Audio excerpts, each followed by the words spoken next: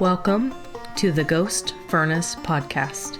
If you have a paranormal experience of your own that you would like to share, please email it to us at theghostfurnacepodcast@gmail.com. If you enjoy the show, please rate, subscribe, and review on whichever platform you use. Also, like and share us on Instagram and Facebook. The hosts of the Ghost Furnace Podcast are Nick, Pennsylvania, Bond, sometimes referred to as Brendan, and Mike. Thank you and enjoy the show.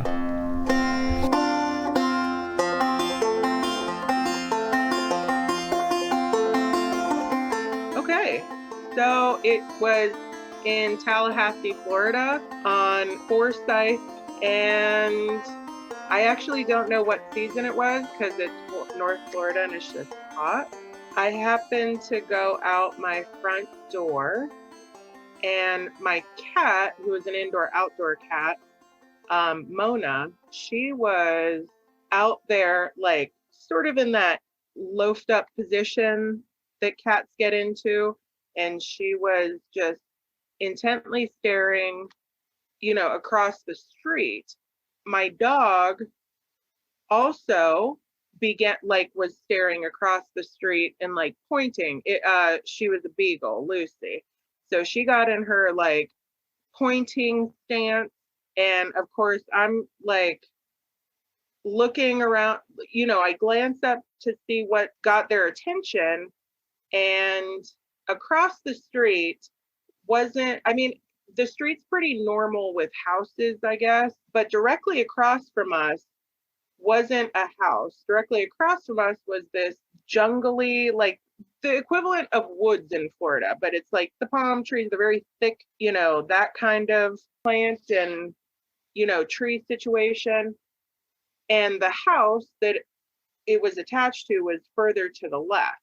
So directly across from us, like I said, is like this wooded area of this North Florida jungle type plant and tree thicket. And as I'm sort of like scanning to see what the heck are they looking at, and it's broad daylight, what I see is a figure stepping into that thicket from the edge of it.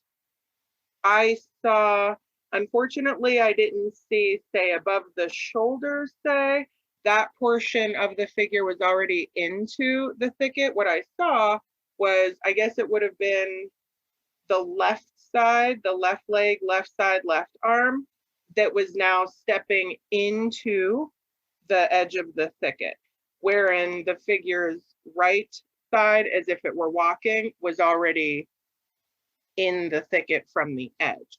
So I saw essentially like ankle, knee, like up towards, like, basically the shoulder and the swinging left arm that was now moving into the thicket. And it was humanoid in that it was an erect, upright, two-stepping, two-legged creature, but it definitely had a shaggy coat. It was hairy, like dark gray, black.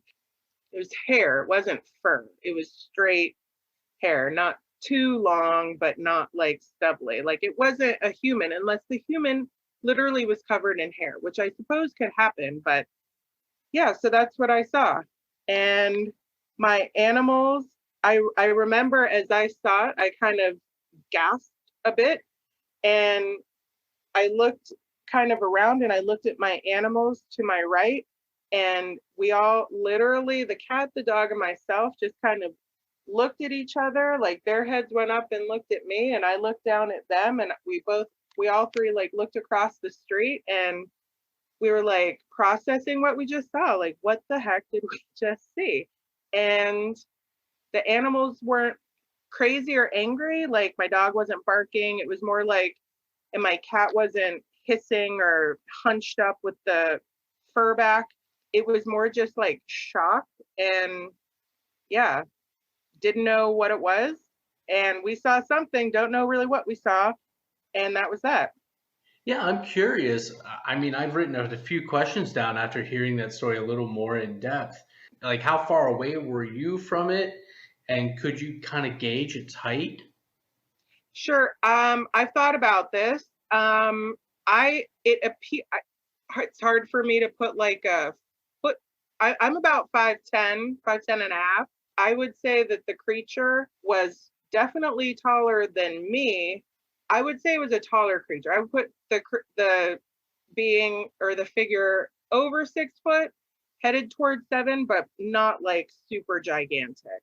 And pretty thick, like not scrawny and lean, like well developed leg and thigh muscles. And Yeah, and obviously no sign of clothing or anything. no. Another question, I mean, you said the street where this occurred, Yeah. but was this on like the edge of town or was this like downtown Tallahassee? No, not downtown. So Tallahassee is a bit like, it's very flat, a lot of commerce on either sides of the long boulevards, like when you go in. I was up, I think, I don't know, a mile, 2 miles maybe from where sort of that commerce area started. Not old Tallahassee. This is like sprawl Tallahassee, but it was a newer development. The older homes are sort of the opposite direction. So I don't know if it's definitely not in town. It's just a little suburban street. So it's like housing developments and then Not really development. That's not the right word I use. I just think it was not the oldest houses around, but it's not like it was a new condo development or something. Right. I understand. I do understand. So it's like single family homes on streets, and then between those there's forested areas and fields and such. Yeah, Okay. that's right. But in the very Florida way, not the Pennsylvania way, like Right, like that rough grass and everything down in yeah, Florida. yeah. There's sand. There's big trees with the Spanish moss hanging off, and then lots of these palm trees. Yeah, yeah. How long had you been in Florida when this happened? About. Oh, just a few months. I happened to only be down there for not even a year. It was like 6 or 9 months or something. I don't quite remember. Yeah, somewhere in the middle, probably three months maybe. I was down there Okay.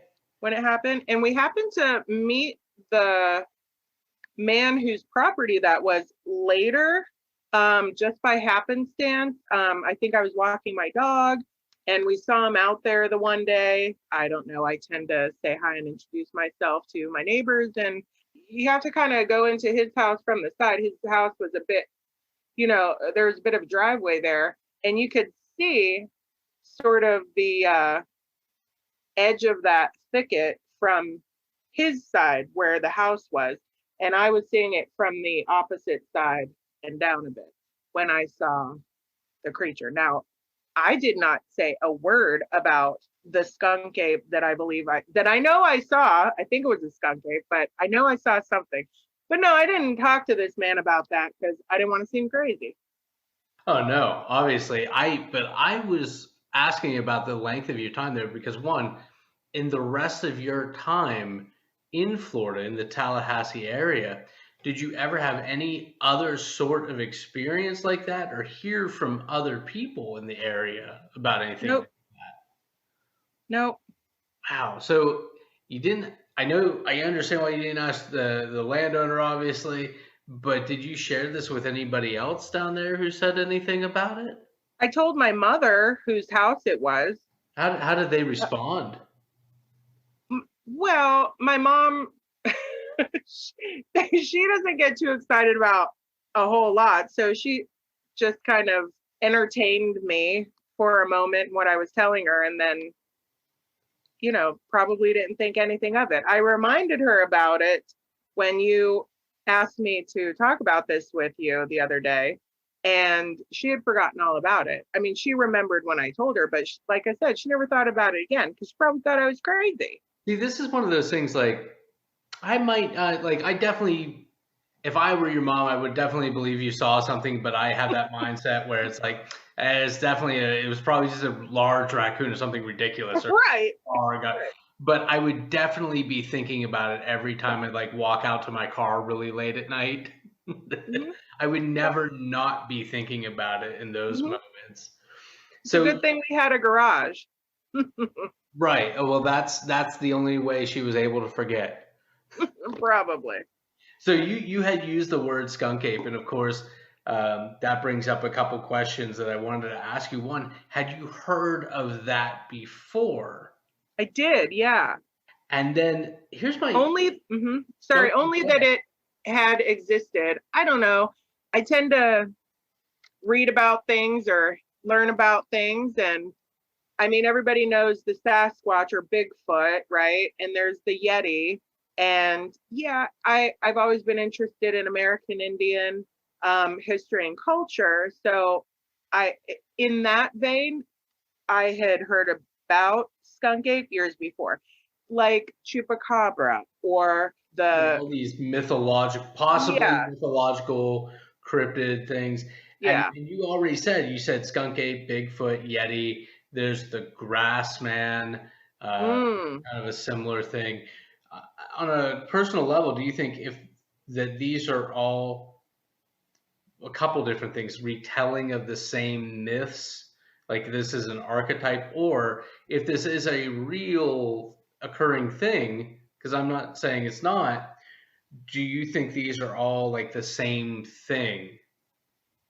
So either the same myth or like the same animal. But well, I think what you said about archetypes is interesting.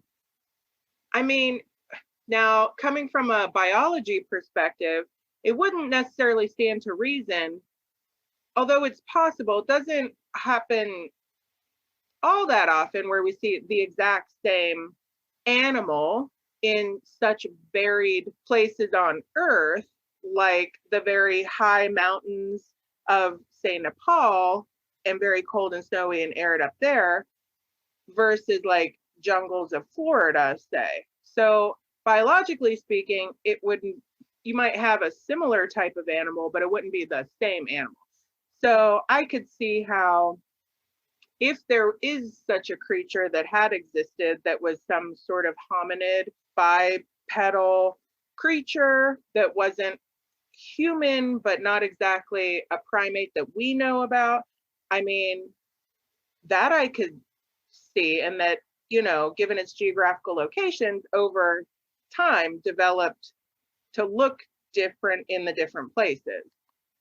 So, is it the same biologically if it is existing and this isn't all tricks of light in our eyes and brains? Then, I mean, maybe not. But the myth thing, I mean, stories have been told. There are different stories of different happenings all over the planet, from the deluge stories on. So, archetype is good, but I think there are creatures that we don't know about. We still find species. We definitely do. I think I remember a few years ago hearing about there was, I think it was like a type of gazelle that lived in this mountainous region that was discovered. And I thought, wow, I would have thought the largest things on land had already all been discovered. Mm. Because something like the size of a goat or a gazelle, it was a, quadruped of that sort of size. That's remarkable to me that that has gone so long without being recognized. Identified, yeah. Exactly. Now, a lot of the insect life, obviously, a lot of the the aquatic life out there, Mm. understandably, because that is, for as much as we've explored the land, there's so much uncharted depths of our ocean that have yet to really be, who knows what could be just below the continental shelf. That's But right. In fact, there was just a discovery along those lines. They were digging into the Arctic shelf, and they did some core drilling and pulled out some viruses that are viable and new. We haven't seen them yet. And I also it sounds think like I a read, really good idea. but it's going to happen, right? I Right. mean, I think there was another tiny little creature I read about couple 3 months ago, same thing, digging in the ice, and they found something and they were able to not reanimate it, but it was in the suspended sort of animation, and had been that way for, I don't know, 10,000 years or something. We were able to revive it. Wow.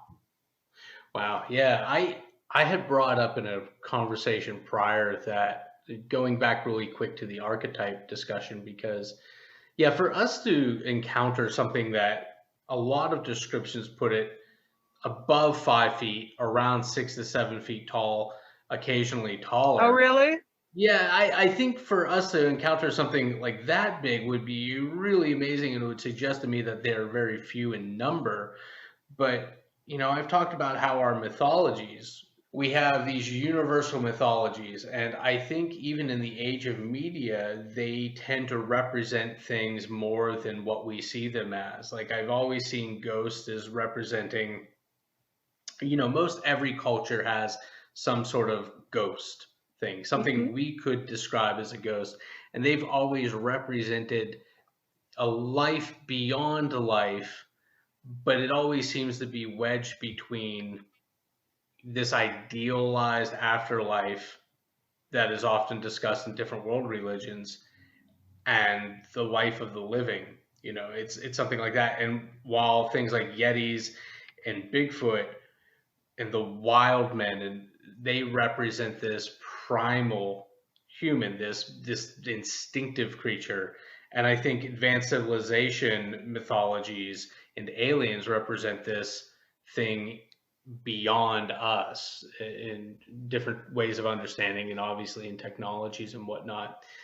So I was just kind of curious, is because I know you know a lot on these sort of things, if you see a lot of these different stories, because so many different cultures spread across the world have a very similar sort of tale. Yeah, I mean, I more or less agree with what you're saying. I think you and I have talked before, and I think the approach to this topic that you just outlined, I think I more or less agree with. Did I hear you mention alien civilizations Yeah, a there's moment like ago? advanced civilizations, like for, there's always been tales of like the Atlanteans that really took off probably the last couple hundred years. Mm. But even, yeah, aliens, what do they represent beyond just this other culture? I think they represent, it's like a realization, like there's all this more possibility. Sure, I see what you're saying. Something that we can strive beyond what we have right now. Yeah, maybe it's Whether like, that or maybe it's like for them to look upon us as like us looking upon a Bigfoot, a wild man character, and it's that same sort of relationship, I suppose, is what hmm. what I have in my mind. It's like looking at a timetable, and you can look to your left or you can look to your right. Are we now talking about the theory of relativity and getting into when you say time, I, I, I are you shouldn't going say that far, that direction, or I just shouldn't based? say time, although that's an interesting take on it. I guess I'm just saying more like an evolutionary timeline. Mm-hmm. Mm-hmm.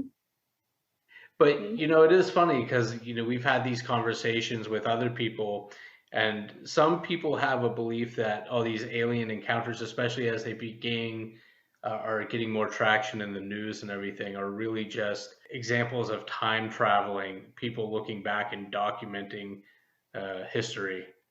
Mm. It's Is a that theory to what some people are surmising? everybody's got an idea, right? Yeah. That one's Yeah. entertaining to discuss for sure. Yeah.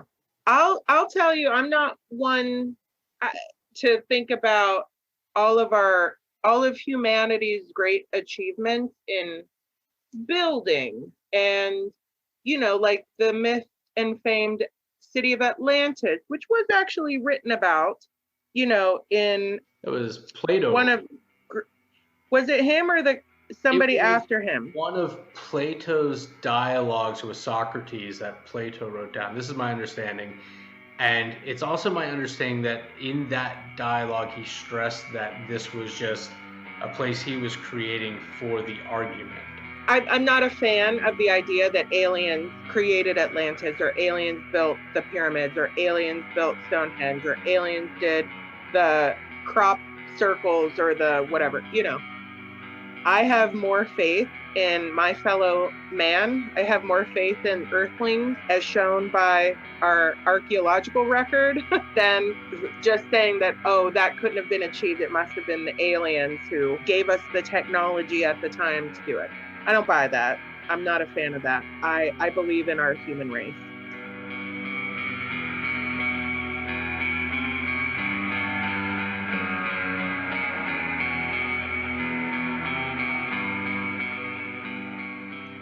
So, as Brendan says, that was my interview with my friend Marianne.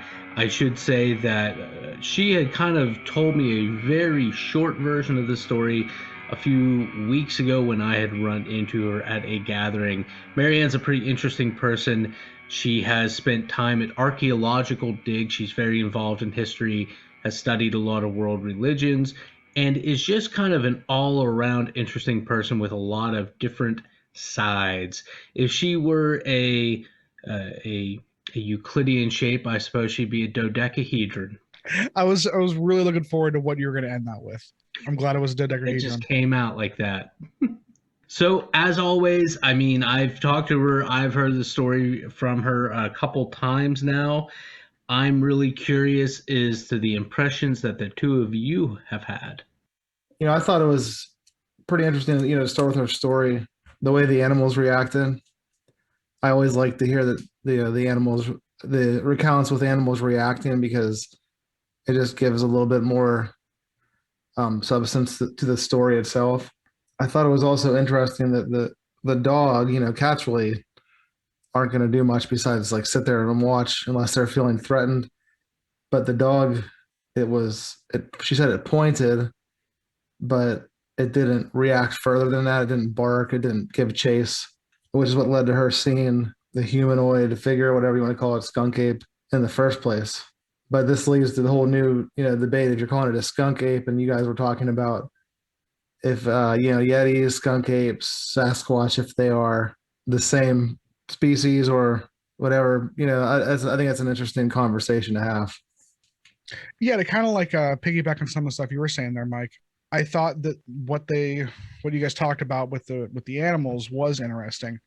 It's funny how I personally go back and forth with the animal components of reported Bigfoot sightings, because sometimes you hear these stories where animals are involved and the animals are almost attributed either like superhuman abilities as far as like noticing things like way ahead of time, which that doesn't bother me as much. But I think what bothers me sometimes is like the personification that we put on the animals, and like try and use how they react as justification for an anomalous event.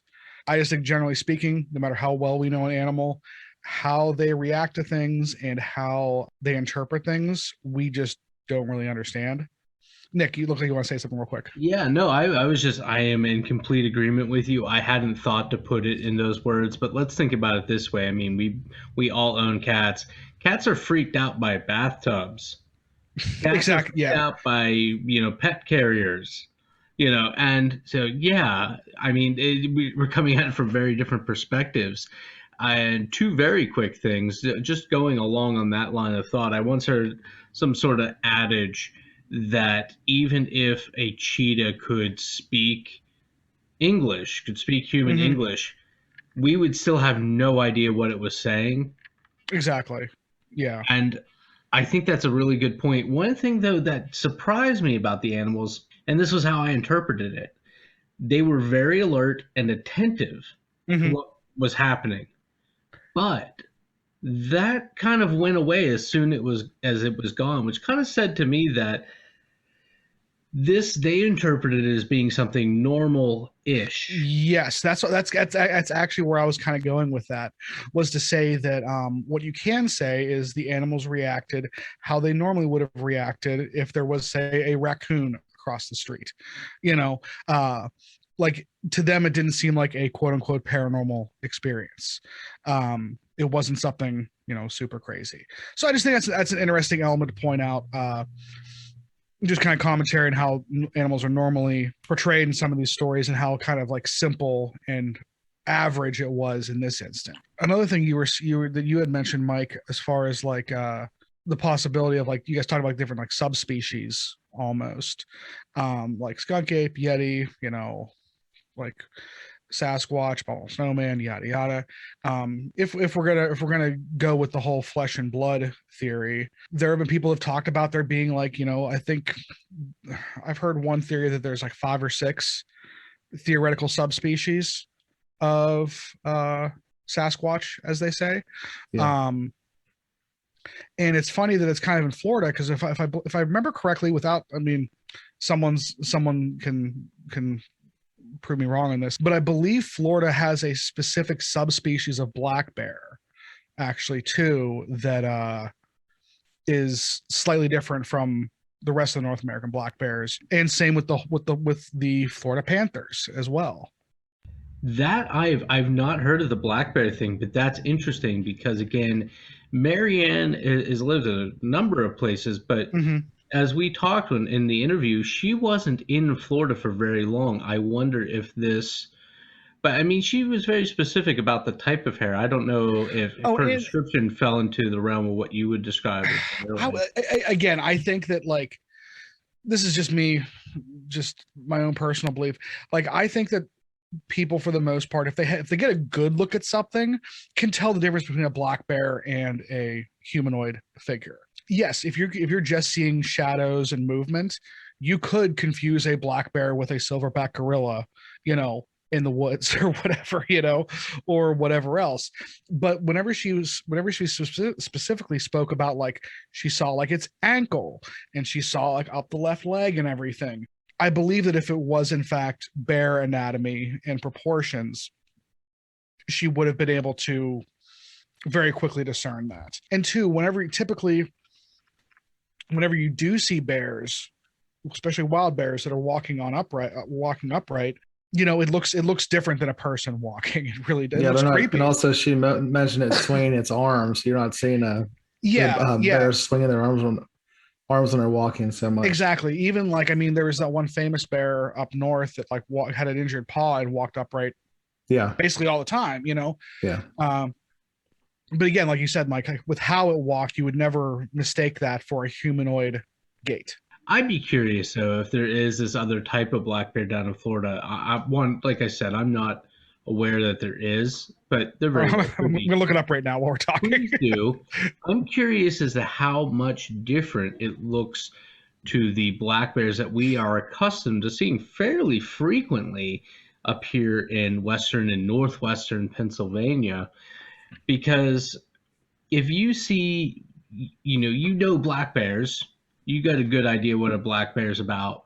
But now you see something that, well, it kind of looks like a black bear, but that's not what you're accustomed to associating black bear imagery with. Yes. I can see how it would kind of, like, we've talked about encountering abnormally large animals. Like, I spoke about seeing what looked to be like a housefly times 10.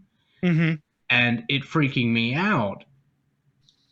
It could be like that sort of incident, but I didn't really get a good idea of how long she saw it. It seemed like it was a fairly quick thing, probably less than 10 seconds. I'm curious, but that's a good thing to bring up. Have you found anything? So yeah, 2 things. According to Wikipedia, there is the Florida black bear, which is Ursus americanus florenzius, which is a subspecies of the American black bear. So it is a different subspecies. And what that also got me thinking about, which, you know, could relate to Bigfoot as well, is, are you guys familiar with the idea of Bergman's rule? Bergman? Yeah. No, I don't believe I am. I'm only familiar with this because of some hunting podcasts that I listen to. And basically what it has to do with is, as you move to warmer climates from colder climates, subspecies and even species of the same type tend to be smaller. I imagine Bergman's rule is mainly associated with warm-blooded animals, because yes, correct. The reptile score is very different. Be the opposite. Yeah. So yeah, an average male black bear for these guys is only 300 pounds, which is a lot smaller than the average black bear like up here, for instance. I was going to say that's about half the size. Yeah, so they are smaller, but if we want to extrapolate the idea of Bergman's rule to, you know, supposed flesh and blood Bigfoots, that lines up with what we historically get as far as skunk ape reports.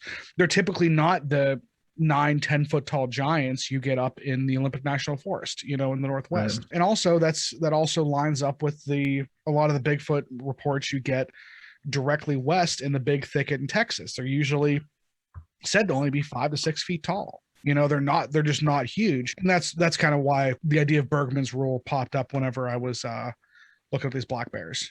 Well, Brennan, you brought up you know, the theory that there are like possibly 5 or 6 species of Bigfoot. Over the years, listening to the Sasquatch Chronicles with Wes Germer, that kind of originated with him. I think he just had said at one point, he said he thought that there was this certain amount. And then I remember coming, all of a sudden it started happening where everyone's saying that, yeah, there's like, I think it was 6 or maybe 4. But that's very possible. Yeah. I haven't listened to Sasquatch Chronicles in a long time, but well, I remember that would make sense that he would say something and everyone immediately runs with it. Right. Because he commented on that. He's like, I don't know why people are always saying this, because I just kind of mentioned that in passing and people just kind of picked it up and ran with it like it was fact. But his theory was that, you know, like you look at, you know, Washington State, how different they look. And then when you come out to the East Coast, then you go down to, you know, Texas and Florida, just across the world. Yeah, exactly. And I think that, I mean, and that being said, I'm sure there are skunk ape reports of 10 foot tall skunk apes. Right. And I mean, I know up here, you know, in Pennsylvania, we do have reports of smaller Bigfoot relatively often too. So it's not like, again, I don't think there's a hard, fast rule, but I think that if we are going down the flesh and blood hypothesis route, it's just something to consider that there would be different subspecies. Oh yeah. Maybe. Well, they were saying too, like in the face, because a lot of accounts you'll see like out west with the accounts in Washington State where their facial features are more like, more human. They're more human. No, it's the opposite. Like out west, it'd be like more like a chimpanzee almost. Oh, okay. And then you come to the east and there's a lot more human features. Yeah, humanoid features. Yeah. No, that is true. And I think that man, I'm not sure which one I'd rather see. Like when you really think about that, like I feel like if you saw the chimpanzee like face, you'd associate it with being in the zoo. Yeah, I don't know. If you saw something that looked like you. Yeah, like I think I'd almost rather see one that was clearly not human, where if you saw one that had any kind of humanoid feature, because even that freaks you out sometimes when you see like gorillas and stuff. Like I know I've seen like gorillas and like bonobos on like film, and like you see their eyes and you're like, man, that's real. I don't like the fact that thing's in a cage. That doesn't feel good, you know. Like it just like you look at it, you're just like, man, that is so close to being human, you know. We're only two. Oh goodness, what is it? Like genetically, it's so close, different than a chimpanzee. Exactly. Yeah. Well, have you ever read the theory that like the chimpanzees are basically in the Stone Age now? I've heard starting to use tools, demonstrating. That's exactly what I was going to. Tool usage and whatnot. Are you aware that octopus as well are utilizing tools? No, octopuses. They might be aliens. Like octopuses might. I think we've had this conversation before. You and I have had this conversation in private. They are just so bizarre. Yeah, and they're so smart that it's to just their flexibility, to their ability to mimic, like all those cephalopods, like cuttlefish as well, with their light shows. Like but like their problem solving, their like inquisitiveness, like apparently they can remember faces. Like it's just like the more you look into them, the crazier. It doesn't get better. It gets crazier. Well, and those colossus squid and everything are just equal parts fascinating and terrifying. I love everything about them. How great would it be to find out that those are what's flying around? UFOs that are coming out of the ocean. Oh my god. Well, and let's look at so much of early 20th century horror. When you start getting cosmic horror, like your Lovecraft, obviously is probably your most authentic with Cthulhu, person. But also, let's look at like H.R. Geiger. Let's look at, Emily and I just Yeah. watched Alien. I'd never seen it before. Oh my God, that's so good. But Yeah. look at, I mean, they clearly have been. We're not unique in this thought that Yeah. they are like the closest thing to what you'd imagine an alien could be like. Yeah. No, I completely agree. And I think that I don't know, it's interesting. And like one of the things I thought that was compelling about her encounter, just kind of getting back on the rails a little bit, was that it was such a quick thing, but she had I felt like, getting back to the whole idea of misidentification, all the language she used made it really sound like she knows she doesn't know what she saw, but she definitely trusts her ability to discern what she's looking at the time. It wasn't in like a panicked rush either.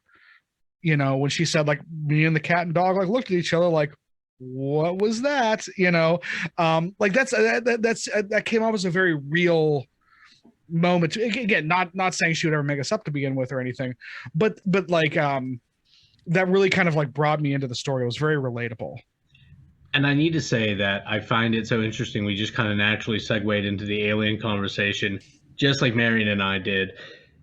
And I completely agree with you. She and I obviously talked a little bit about the flesh and blood thing. And while I think I came across I think my feeling about it came across where it is not inconceivable to me that there is a large, sapien-esque, earth sign-esque animal running around yet undiscovered, really.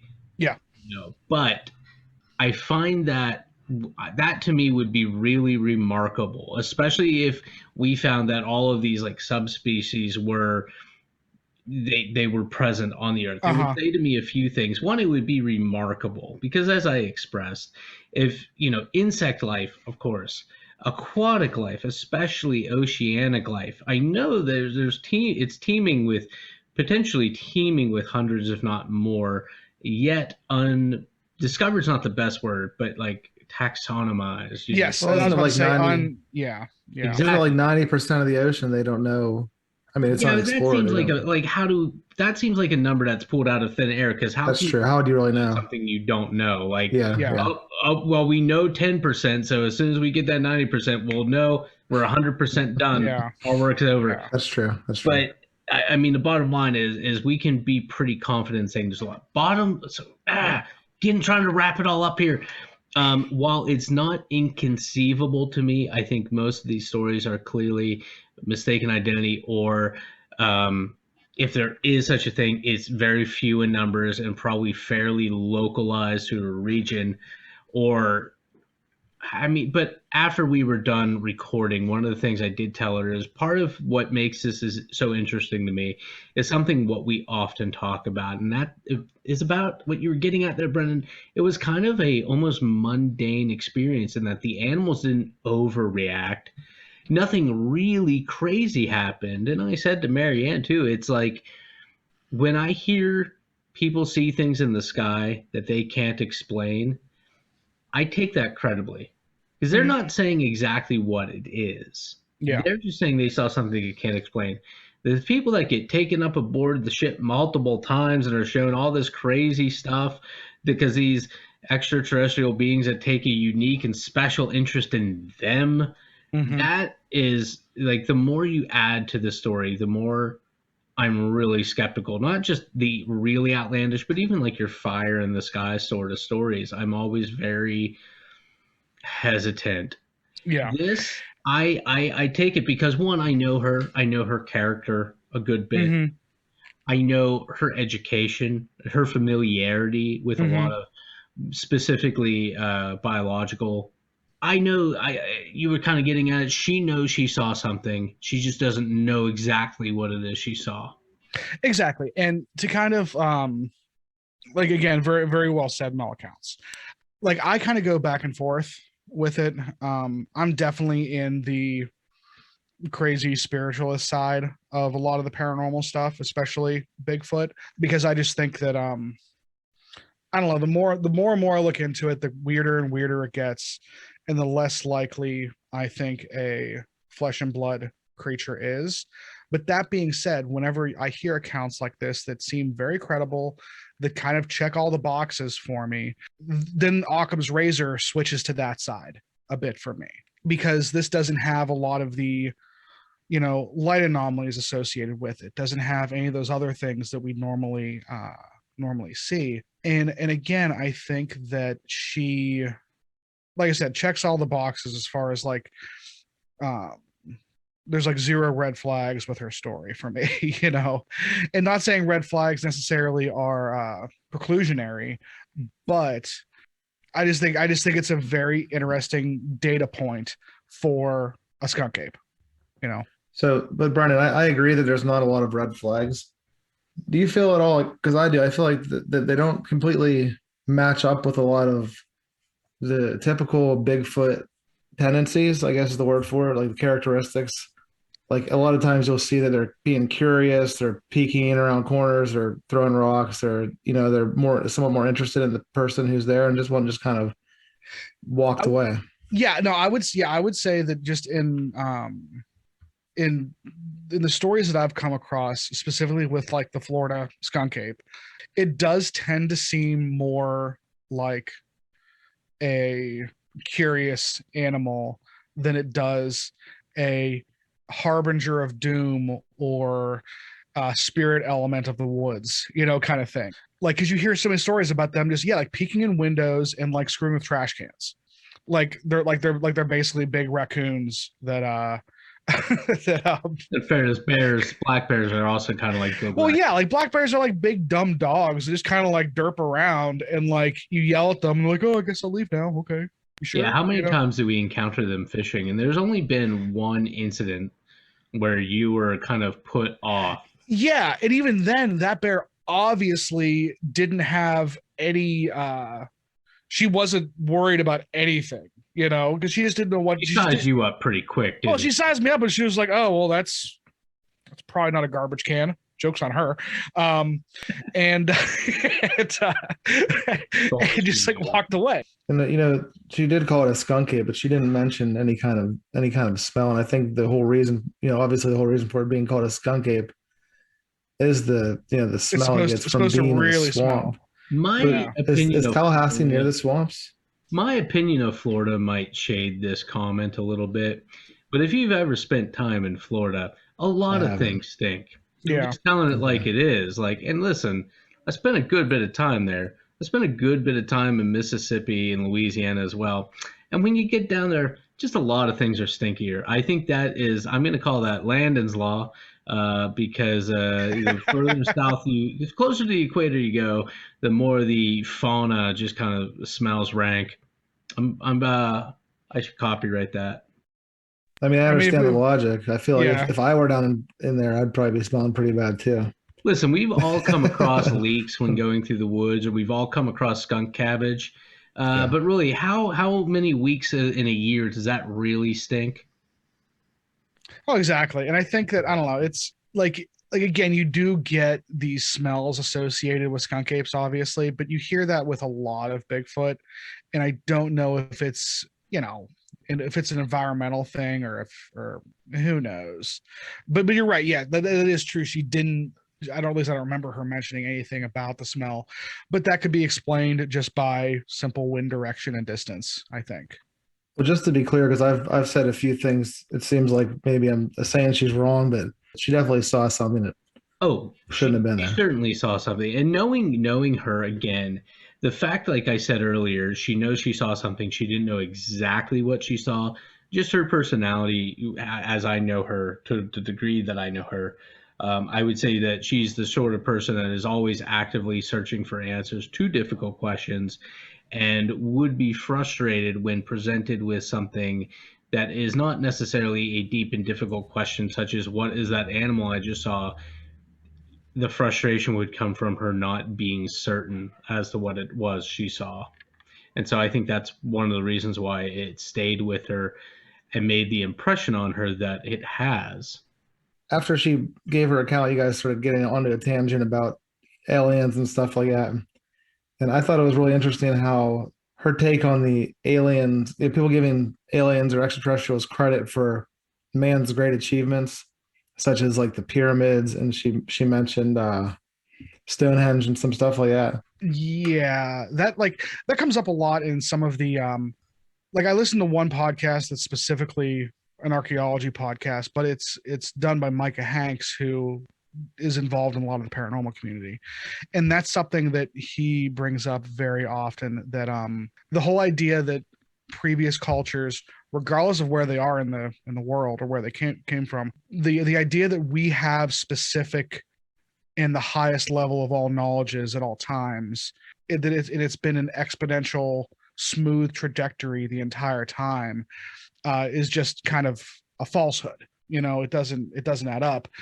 And whenever we find something that challenges that, you get people who will say, oh, well, it must have been aliens helping them. If you look at like the ancient alien theories, which is what she was kind of referring to, is like, that aliens helped with the pyramids, for example. The ancient alien theorists, they look back and they find what you would call proof. I use that in quotation marks, but if you look at certain texts, look at their pictures and their imagery and their stories they told, that's kind of where they're also getting those theories from. So it's not like they're just blindly saying that is. Yeah. But we know who built the pyramids. We know there's artisans. There's writings in Egypt. You would think that if the Egyptians had been collaborating with aliens, they probably would have mentioned something like that. I mean, they had a pretty complicated form of writing.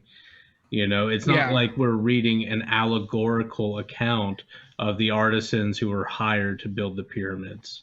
Yeah, and one of my things with from a perspective standpoint, again, with a lot of the ancient alien theorists and everything, was like, oh, well, anyone who came from the sky was a sky person, or these people were golden, or whatever. A lot of times we look at very literal translations of things and think, oh, how we're interpreting these words must have been how they were used back then. Nick, as a linguist, I think you'd agree. Let's just look at the word gay. Look at old Christmas songs. And I was listening to polkas earlier, and they say, like, and the music is gay and whatnot. Well, today, imagine how much that word has changed over time, or just the different divergent meanings of that word.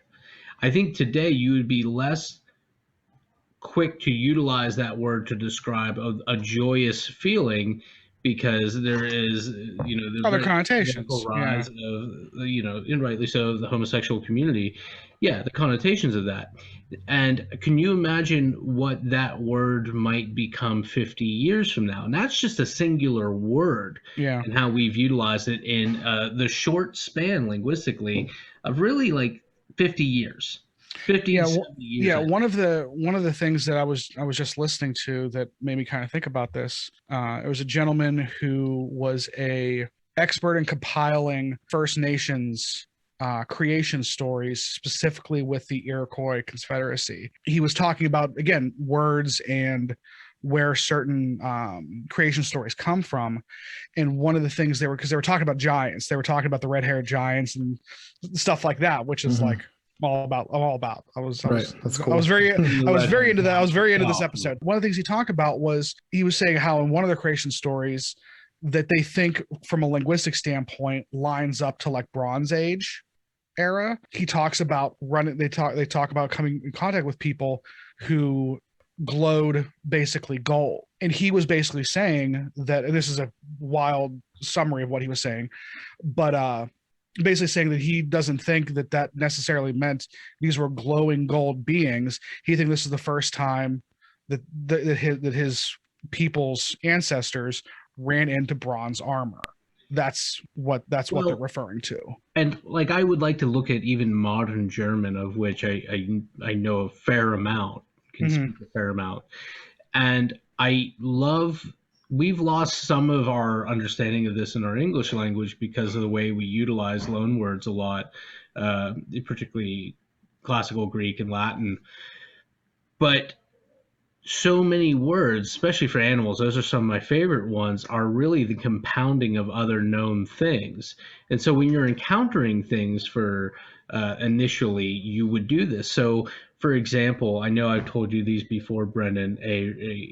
Raccoon is known as a Waschbär, a bear who is washing his Which is hands. which is a great name. It's just It's great. perfect imagery. In Texas and in Mexican German, because there are pockets of the German people in the German language that in Mexico and in Texas that have their own distinct version of German, and there a skunk is known as a Stinktier, a stinky animal, a stink animal. Fair. It's Perfect fair. It's sense. fair. And even a refrigerator is known as like a Kühlschrank, a cool cabinet.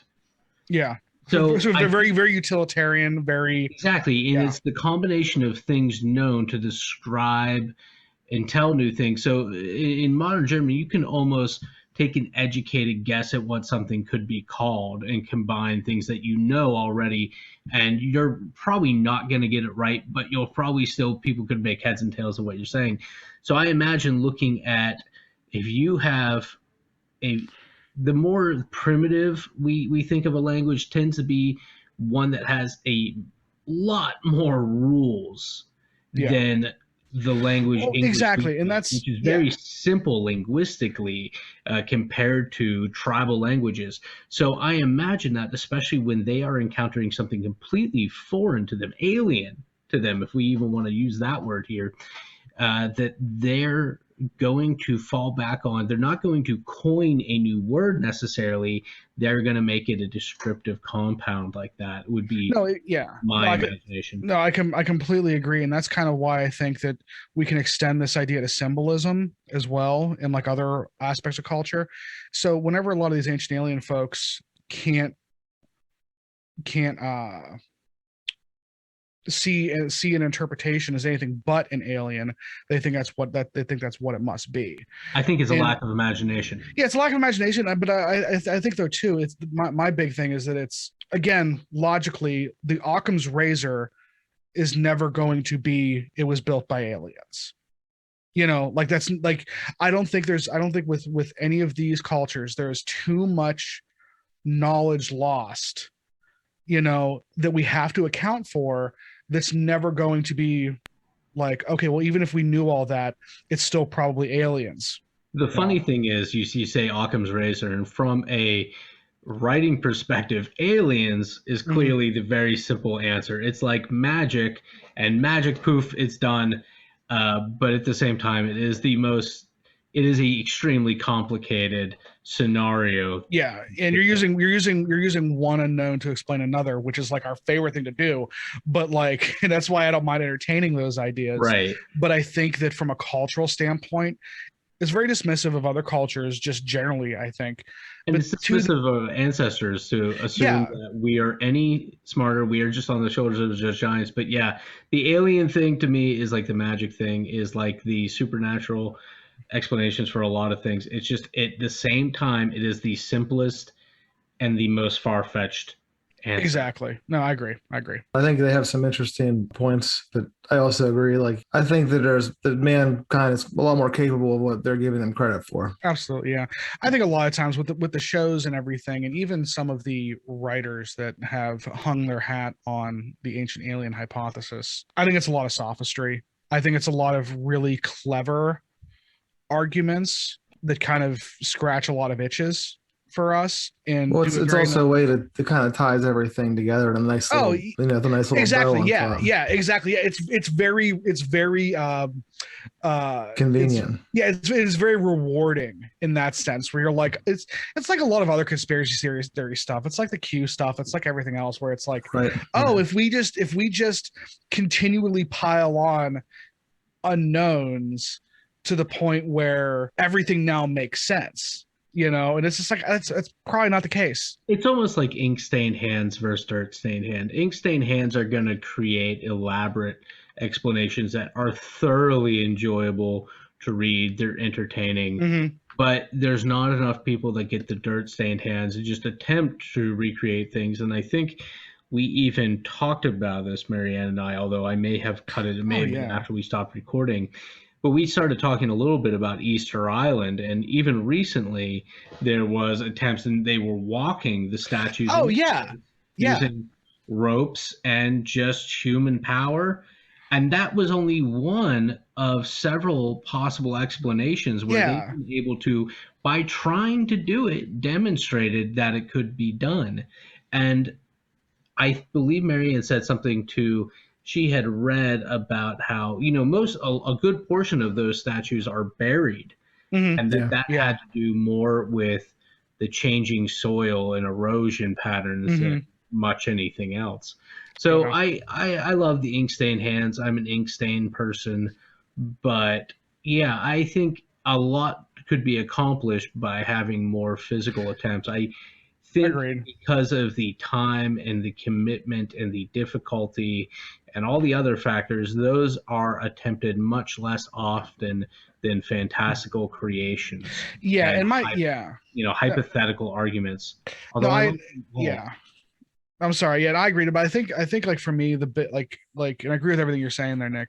I think for me, the big thing is anytime an argument is being made that says a certain type of saying people couldn't have done this, that just throws up too many red flags for me. It's so You know, dismissive. yeah, it's just dismissive, and it feels, to me, it typically feels icky just from the get-go. So And I agree with that part. What I was getting at was drawing lines between like why they are attributing extraterrestrials to helping for certain reasons. no, I'm believing, Mike. I'm not saying you are an ancient alien hypothesis Right. theorist. Right. No, I know that. It's one of those things that's so triggering for me. Like I hear it and I need to like just. Well, it's never good when somebody, conforms to just one theory. I feel like there's so many things out there that have question marks. Universal Yeah. theories are very, very rare, I Yeah. imagine. And the ancient aliens thing to me is one of those unifying theories.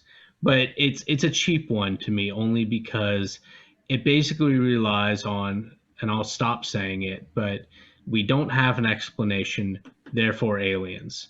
Yeah. It's the same thing to me as we don't have an explanation, therefore magic. Well, Hmm. that you can use that anywhere. Like I can explain how toasters work. I could probably build a toaster, okay? Hmm.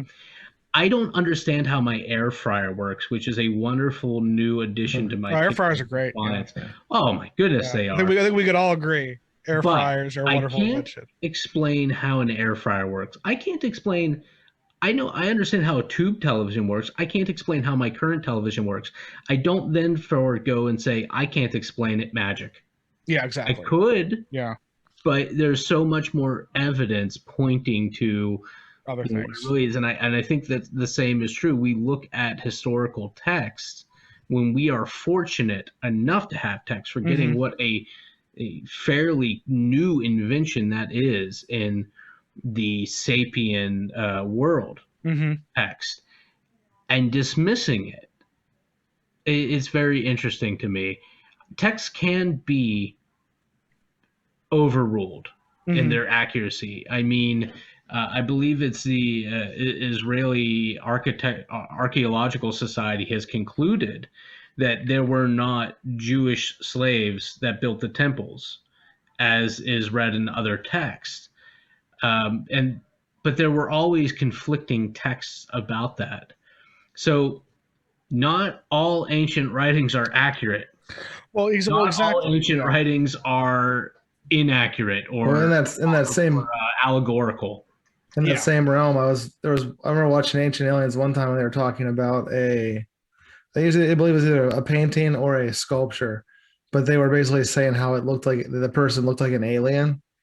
And I was like, I mean, it could have just been a bad artist, Yeah, like one thing Right. too is people forget that like Whitley Strieber came up with that idea in the 70s of what a gray looks like.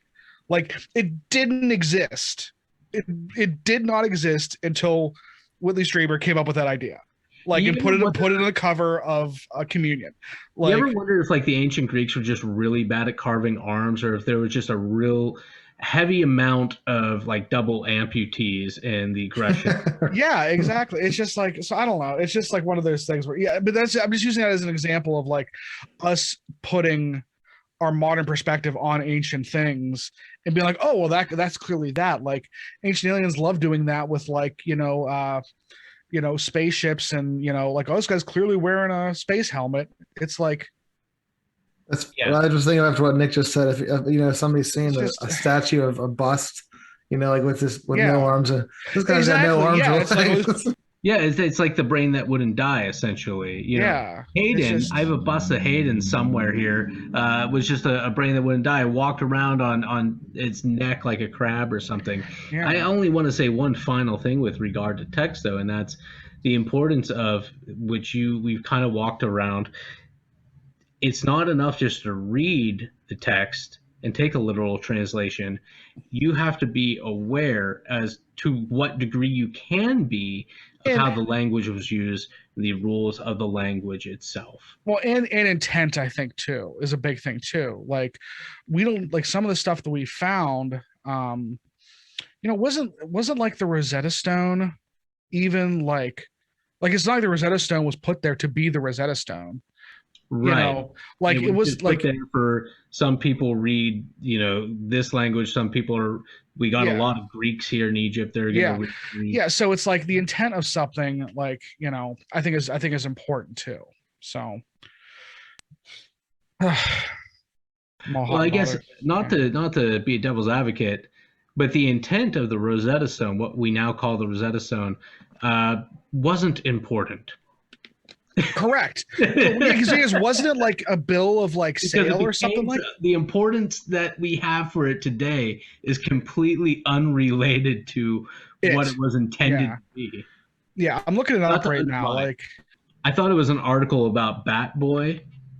Well, the thing is, you got to think someone's someone after this is all said and done is gonna find a DVD of SpongeBob and just be like, man, this was a weird time, was this their god, I remember listening to a song that postulated that Elvis is going to be the next Jesus in 1,000 years because of all the iconography and commercialization and proselytization of Elvis. Mm-hmm. I think that's waned in recent years, but it could be easily something like that. We are always creating new gods, and I think there's an icky feeling to me when I see so much iconography, and I think about our cults of personality, our political cults, and Mickey Mouse there's probably been more images and icons made of Mickey Mouse than of Ganesh. Yeah, exactly. Very old gods that are still revered to this day. Yeah. They've got a lot of catching up to get to Mickey Mouse territory. Yeah. So if I were coming down from some other galaxy, would I be that wrong to suspect that sort of thing? Exactly. Exactly. So last week you guys did an episode with Brian. When I say last week, that's not really correct. That was released recently, but that the one prior recent episode with Brian. In a recent episode. Yes. And I just wanted to make a comment on something that Nick said. It's not bad or anything. No. You kind of made the comment. I got to think how it went. It was like you're talking about aliens, and you mentioned you always thought it'd be cool to have some type of machine where you could essentially go back in time, is what you're saying. You could be somewhere, but in the 200 years prior, but not necessarily interact. Yeah, I have a similar fantasy. Yeah. Well, something it kind of made me think of something that I've always thought about is like if there were extraterrestrials and they eventually made themselves known to us, and they were like, hey, we've been recording you guys for years, and speaking of the pyramids, here's video of them building the pyramids, or here is all these historical events that we think about. It's like, how cool would that be if we're all of a sudden could watch that on television or something? How disruptive would that be to it'd be great history? Yeah, like to find out like what really happened with certain things. And two, think of all the things that we've missed that we don't know, kind of thing. All the things like lost to history, like imagine that happening and then being like, oh, you want to see what Göbekli Tepe looked like? well, you think that's cool, like check out Atlantis, or whatever, at the same time, that's a really fun thought. I I agree. do think it's a fun thought, but why would they? What are they waiting for to reveal themselves? Oh, that's a whole other. Well- that's a whole other bag of badgers, Nick. It's a We whole other gotta bag of we badgers. got to get to season 30 of this Candid Camera. You're starting to get into conspiracy theories and stuff. Again, you're also assuming the time moves linearly, and that this is. Now you're going crazy on me. Well, anyhow, that was Marianne's story. I'm sure there's lots of comments. If you have any comments or any similar stories you would like to share with us, Mike, how can people do that? How can the good people get in touch with us? They could email us at theghostfurnacepodcast@gmail.com or contact us on Instagram or Facebook. Anywhere. Anyway. Yeah.